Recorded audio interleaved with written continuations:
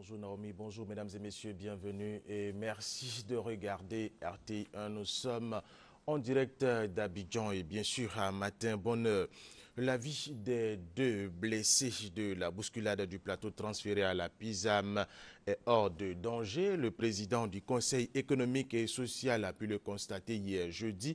Marcel Zadikessi lui a rendu visite pour leur traduire toute la compassion de son institution. Témoin Victorine Yaoyobwe. Il était dans le coma lors de son transfert du CHU de Cocody à la PISAM le mercredi 2 janvier. Après 24 heures de soins intensifs, ce petit garçon, victime de la bousculade du plateau, est sorti du coma. Il a même commencé à s'alimenter selon les médecins. Avec lui, une jeune femme portant une grossesse de 7 mois. Les résultats des différents examens montrent que la mère et le fœtus sont hors de danger. À ces deux malades ainsi qu'à leurs parents, le président du Conseil économique et social est venu exprimer toute la compassion de son institution. Ce que nous pouvons souhaiter, c'est que de tels drames ne se reproduisent plus. On ne prend jamais suffisamment de précautions. Même 1000 précautions ne suffisent pas pour de tels événements. C'est de souhaiter très bonne santé à ces jeunes-là. Et puis remercier le chef de l'État qui a pris en charge tous les frais. Pour marquer sa solidarité, Marcel Zadikessi a remis une enveloppe aux blessés. Autre information, le service antidrogue de la gendarmerie nationale a procédé à l'interpellation d'un individu à l'aéroport Félix Houphouët-Boigny. Il avait en sa possession une importante quantité de cocaïne qu'il avait dans son estomac. Il a été déféré devant les juridictions compétentes, nous dit Abou Sanogo. Il s'agit de Okafor Victor, de nationalité nigériane, dont le vol en provenance du Brésil a atterri à l'aéroport international Félix Houphouët-Boigny aux environs de 1 h du matin. Pisté dès sa descente d'avion jusqu'à un hôtel de la place, les gendarmes du service antidrogue ont procédé à son interpellation. Ils l'ont ensuite conduit dans un centre de santé où les médecins lui ont fait boire un produit pouvant l'amener à rejeter la cocaïne qu'il a avalée. Et sans surprise, Okafor Victor a rejeté 13 boulettes de cocaïne d'un poids total de 290 grammes pour une valeur marchande de plus de 8 millions de francs CFA. En sa possession, un passeport au nom de Konaté Souli, commerçant né le 28 mai 1975 à Conakry, et un autre document administratif. Il porte le nom Okafor Victor. Okafor Victor est la 5e personne à être arrêtée en moins d'une semaine. Il a été déféré devant les juridictions compétentes.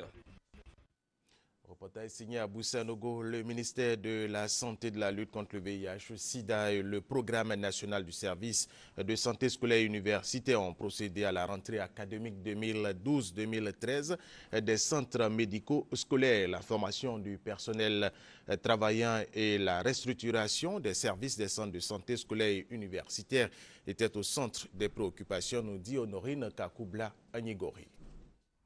Le bilan des activités 2010-2011 effectuées au sein des services de santé scolaire et universitaire SSSU a permis de mettre en évidence les pathologies récurrentes qui affectent les élèves et étudiants. Le paludisme est au premier plan avec 76 795 cas, les caries dentaires 31 851 cas, les infections respiratoires aiguës 23 212 cas, les infections sexuellement transmissibles 6 419 cas et les grossesses précoces 3 191 cas. Il a été relevé également au sein des services de santé scolaire et universitaire une insuffisance en matériel de travail. Il s'agit des fauteuils dentaires, de matériel informatique et de matériel de dépistage. Aussi, cette réunion de rentrée a-t-elle permis de définir non seulement les nouvelles orientations pour l'année 2013, mais également de renforcer les capacités des services de santé scolaire et universitaire du ministère de la Santé à travers la formation à l'utilisation d'un logiciel de gestion médicale des données sanitaires des SSSU. Le bilan, il est vraiment réalisant, mais il faut dire qu'il y a des gros défis à relever également. Nous, notre action, c'est de prévenir, mais non seulement la prévention, mais le suivi. Aujourd'hui, les parents ont une responsabilité éducative de nous aider dans notre action. Les services de santé scolaire et universitaire sont appréciés des bénéficiaires. Ça se passe bien, on me reçoit bien. Je souhaite que le médico-scolaire soit dans tout le pays. Les médico-scolaires, je pense que dans le milieu scolaire, nous voulons qu'ils nous aident effectivement à supporter, à prendre en charge nos enfants. Pour la réussite des missions des services de santé scolaire et universitaire, le ministère de la Santé et de la lutte contre le sida a mis à leur disposition des ordinateurs pour informatiser les données médicales et d'améliorer la qualité des soins. Dans l'actualité africaine, la Centrafrique a 50 ans d'indépendance, 50 ans avec beaucoup de tourmentes, avec des rébellions successives. La dernière en date, celle de la Séléka qui est aux portes de Bangui. Les blindés de la force multinationale d'Afrique centrale se sont largement déployés près de Damara. Un déploiement d'armes et d'hommes, comme un avertissement à la rébellion au cas où celle-ci aurait des velléités à prendre cette ville, située seulement à 75 km de la capitale Bangui. Une tactique qui paye. La coalition rebelle du Séléka a décidé de stopper sa progression et d'entamer des pourparlers. Si la rébellion venait à s'approcher de Damara, elle sait qu'elle va rencontrer une force qui va réagir. Donc là, on est plus uniquement dans le domaine de la dissuasion. Nous sommes dans le domaine de l'intervention si l'intervention se fait sentir. Damara est aujourd'hui une ville désertée. Il y a 6 jours, à l'annonce de l'arrivée des rebelles, les habitants ont abandonné leur maison pour aller se réfugier dans la brousse. Tout le monde décide de Damara sont tous dans la brousse. Même nos femmes, nos enfants sont dans la brousse comme ça. Pas d'hôpital, pas de marché, pas de quoi. Nous souffrons atrocement. Petit à petit, les Centrafricains regagnent leur domicile. Signe d'un possible retour à la normale. Ces familles avaient quitté Bangui, elles reviennent après les déclarations des forces militaires qui ont affirmé avoir sécurisé la capitale. Malgré tout, la situation est loin d'être stable. Elle reste suspendue aux négociations entre la rébellion et le gouvernement centrafricain qui doivent avoir lieu le 8 janvier à Libreville au Gabon. Hors du continent africain, au Venezuela, Hugo Chavez doit prêter serment normalement le 10 janvier prochain après sa réélection, alors que son état de santé semble se compliquer. Il lutte contre un cancer et une infection pulmonaire à Cuba. Le compte à rebours a commencé pour le 10 janvier, ou encore Chavez ne sera pas là le 10. C'était la une des journaux à Caracas mercredi. Le 10 janvier, c'est le jour où Hugo Chavez doit prêter serment pour un 3e mandat. Mais le président, âgé de 58 ans et atteint d'un cancer, est toujours hospitalisé à Cuba après une 4e opération en 18 mois. L'opposition s'impatiente. Sous aucun prétexte, le gouvernement ne peut cacher des informations qu'il doit donner. Le vice-président lui-même a dit qu'il se faisait un devoir de dire la vérité, quelle qu'elle puisse être. Eh bien, qu'il dise la vérité au sujet de la santé du président.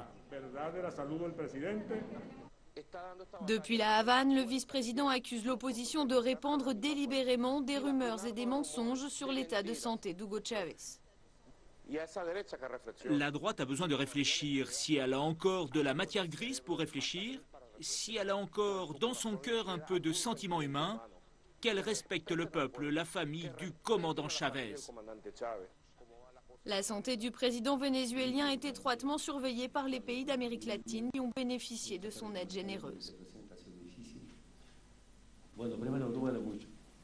C'est très douloureux.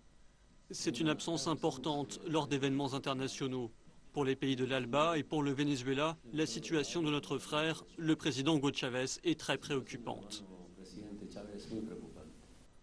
Retour à Caracas où les Vénézuéliens retiennent leur souffle et tentent de rester optimistes. Peu importe qu'il prenne son poste immédiatement, il peut toujours rentrer quelques jours plus tard. L'important, c'est la vie et la santé du président. Pour l'instant, personne ne sait ce qui arrivera le 10 janvier. Mais si un président élu n'est pas en mesure de prêter serment, la constitution vénézuélienne exige de nouvelles élections. Quelques informations brèves pour terminer cette édition. Nous allons nous rendre aux États-Unis d'Amérique, en Iran, en Irak et en Inde, où il est question du procès des violeurs.